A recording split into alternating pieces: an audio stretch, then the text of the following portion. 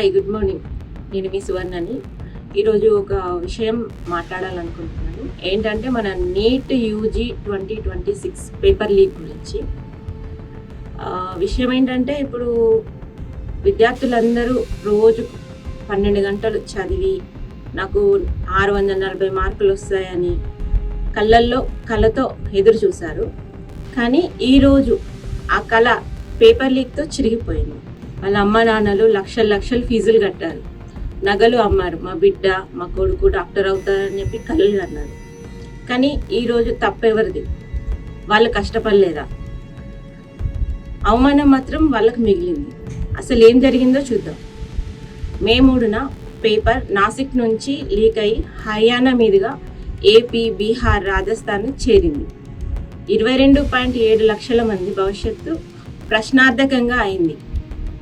కానీ జూన్ 21న జరగబోయే రీటెస్ట్ కోసం సిస్టమ్ మేల్కొంది.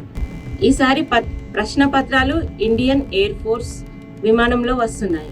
ప్రతి సెంటర్ సిఆర్పిఎఫ్, సిఐఎస్ఎఫ్ భద్రతతో ఉంది. జిపిఎస్ ట్రాకింగ్ కూడా ఉంది, బయోమెట్రిక్ కూడా ఉంది.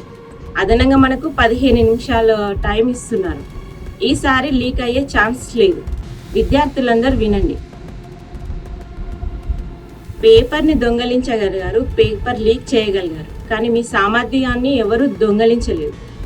640 మార్కులు నువ్వు రాసిచ్చావు, అది నీ బ్రెయిన్లో ఉంది, ఆ పేపర్లో కాదు.